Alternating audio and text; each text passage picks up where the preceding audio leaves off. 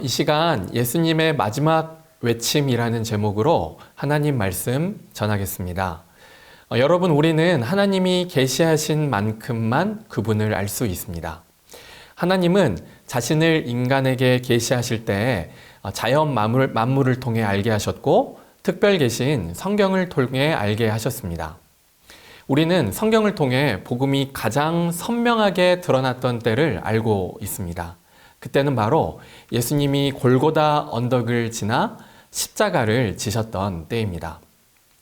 오늘 본문에서 요한 기자는 복음의 절정인 십자가 사건을 다루고 있습니다. 특별히 다른 공감 복음서와 대조했을 때 요한 기자가 강조한 부분이 있습니다. 이 시간에는 요한 기자가 특별히 누락시키거나 첨가하여 강조한 부분을 중심으로 살펴보고자 합니다. 세 가지를 다룰 텐데요. 첫 번째로 요한 기자는 예수님이 직접 십자가를 지고 골고다 언덕을 오르신 것처럼 묘사합니다. 요한복음 19장 17절 말씀입니다. 제가 읽겠습니다. 그들이 예수를 맡음에 예수께서 자기 십자가를 지시고 해골이라 하는 곳에 나가시니 아멘. 요한 기자는 예수께서 자기 십자가를 지시고 나가시니 라고 기록합니다. 이것은 예수님이 능동적으로 끝까지 십자가를 지신 것처럼 묘사하는 것이죠. 죽음에 자신을 내어주는 일은 상황에 의한 것이 아니라 철저히 예수님 자신의 선택이었음을 강조하고 있습니다. 또한 우리는 다른 복음서를 통해 예수님이 구레네 시몬의 도움을 받아 언덕을 오르신 것을 알고 있습니다. 그러나 요한 기자는 구레네 시몬의 도움을 생략합니다. 이것은 예수님이 능동적으로 십자가를 지셨음을 강조하기 위함입니다. 18절 말씀입니다. 그들이 거기서 예수를 십자가에 못 박을새 다른 두 사람도 그와 함께 좌우편에 못 박으니 예수는 가운데 있더라. 요한 기자는 이처럼 처형 과정을 단순하게 묘사합니다. 예수님이 고통당하는 기록을 생략한 것이죠. 희생자에 대해 연민을 불러일으킬 수 있는 내용을 모두 생략했습니다. 요한 기자는 이를 통해 예수님에게 십자가는 주저할 이유가 없는 일이었다는 그 사실을 강조하고 싶었던 것입니다. 두 번째로 예수님의 십자가 위에 붙은 패가 여러 나라의 언어로 기록했다는 언급은 요한복음에만 기록되어 있습니다. 이것은 예수님이 십자가에 달리신 사건이 왕위에 등극하신 사건이라는 것을 묘사하며 강조하는 기록입니다. 19절 말씀입니다. 제가 읽겠습니다.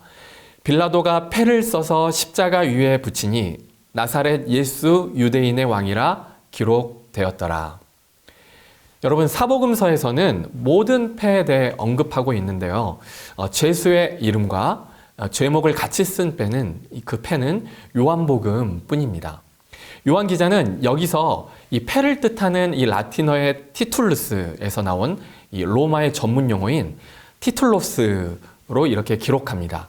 이것은 단지 이 예수님의 죄만을 언급하는 것이 아니라 이 예수님의 정체성을 표현하는 요한 기자의 의도를 알 수 있습니다. 이 로마의 공식적인 용어로 이 예수님의 공식적인 지위를 선포하는 것이죠. 예수님이 온 세상의 왕이심을 나타내고 있습니다. 여기서 한 가지 놀라운 아이러니는 이 빌라도가 그 패를 이 세 가지의 언어로 기록했다는 것입니다. 20절 말씀인데요. 제가 읽겠습니다. 예수께서 못 박히신 곳이 성에서 가까운 고로 많은 유대인이 이 패를 읽는데 히브리와 로마와 헬라 말로 기록되었더라. 여러분, 예수님의 죽음을 주도했던 빌라도가 아이러니하게도 예수님의 죽음의 의미에 대해 자기도 모르게 올바른 예언을 했습니다. 이 빌라도가 여기서 이 세 가지의 언어로 예수님을 왕이라고 썼습니다. 이것은 십자가 사건이 예수께서 모든 사람의 주가 되시는 이 사건이라고 선언한 것이죠. 이 진리에 대해 전혀 모르고 있는 사람이 진리를 선포한 것입니다.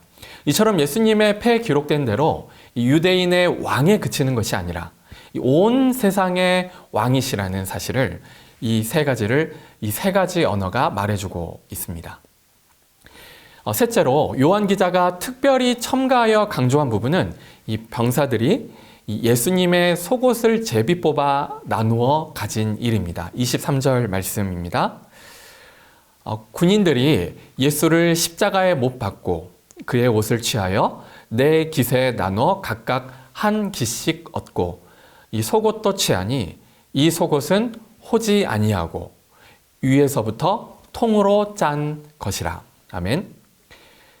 요한 기자는 속옷이 호지 아니하고 위에서부터 통으로 짠 것이라고 구체적으로 기록하고 있습니다. 이처럼 겉옷과 속옷을 굳이 구별하고 특히 속옷에 대해 자세히 설명하고 있는 그 이유는 이 속옷이 제사장의 속옷을 나타내는 표현이기 때문입니다. 위에서부터 통으로 짠 속옷은 이 대제사장의 의복을 나타내는 표현입니다. 여기서 요한은 예수님의 죽음이 단순한 죽음이 아니라 자기 백성을 위한 이 제사장의 죽음이라고 말하고 싶었던 것임을 알 수 있습니다. 정리하면 예수님의 십자가 사건은 이 자발적인 순종이었고 능동적인 순종이었습니다. 이 예수님이 죽음에게 자신을 내어주는 그 일은 상황에 의한 것이 아니라 철저히 자신의 선택이었습니다. 또한 예수님은 이 단순히 유대인의 왕이 아닌 온 땅의 왕이심을 나타내셨고 그분의 죽음은 단순한 죽음이 아니라 자기 백성을 대표한 이 제사장적 죽음이었음을 강조하고 있습니다. 이처럼 요한 기자는 온 세상의 왕이신 예수님의 자발적 순종 그리고 온 인류를 대표한 제사장적 죽음을 통해 이 십자가 사건의 위대함을 강조하고 있습니다. 마지막 30절 말씀입니다. 예수께서 신 포도주를 받으신 후에 이르시되 다 이루었다 하시고 머리를 숙이니 영원히 떠나시니라. 아멘. 요한복음이 전하는 이 예수님의 마지막 말씀은 다 이루었다입니다. 이것은 패배의 선언이 아니라 완전한 이 승리의 외침입니다. 이 사명 완수의 선언이죠. 우리가 이 세상을 살면서 고난과 역경을 만나지만 이 하나님의 신실하신 약속 믿고 끝까지 충성하면 결국 승리할 것이라는 근거가 바로 이 십자가 지신 예수님의 선언, 다 이루었다입니다. 이 다 이루었다가 바로 복음의 진수인 것입니다. 말씀을 마무리하려고 합니다. 예수님은 세상 기준으로 보면 가장 고통스럽고 가장 수치스러운 모습으로 인생의 마지막 순간을 보내셨습니다.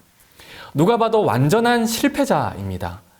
목숨이라도 내놓을 듯 큰 소리치던 이 제자들은 모두 도망쳤고 누구라도 피하고 싶은 가장 비참하고 초라하며 가장 불쌍한 모습으로 십자가 지신 이 예수님이 이렇게 말씀하시는 거죠. 다 이루었다. 여러분, 이 말은 예수님에게 어울리지도 않고요. 이해할 수도 없는 말입니다. 사람들이 만든 이 성공의 기준, 이 행복의 조건으로 보면 이 터무니없는 거짓말처럼 보입니다. 우리는 여기서 우리의 믿음을 돌아보아야 합니다. 우리의 믿음과 삶의 기준이 무엇인지, 가치 판단의 근거가 무엇인지 다 이루었다는 예수님의 질문, 그 앞에 서야 합니다. 사람의 기대나 이 세상의 기준을 만족시키는 것이 성공이 아니라 나를 통해서 하나님의 뜻이, 하나님의 신실하신 언약이 온전히 이루어지는 것이 성공임을 우리는 이 예수님의 고백을 통해 확인해야 합니다. 여러분, 우리가 하는 모든 일이 하나님의 뜻과 아무 상관이 없다면 우리는 완전한 실패자입니다. 반대로 모두가 외면하는 초라한 일일지라도 그 안에 하나님의 뜻이 오롯이 담겨 있다면 모든 것을 이룬 최고의 성공자입니다. 이 시간 말씀을 생각하시면서 함께 기도했으면 좋겠습니다. 이 시간 한번 말씀을 생각하시면서 이렇게 기도하겠습니다. 하나님 아버지, 예수님은 누가 보아도 실패자 같은 삶을 사셨습니다. 누가 보아도 비참한 결과를 맞으신 것처럼 보였지만 다 이루었다고 말씀하셨습니다.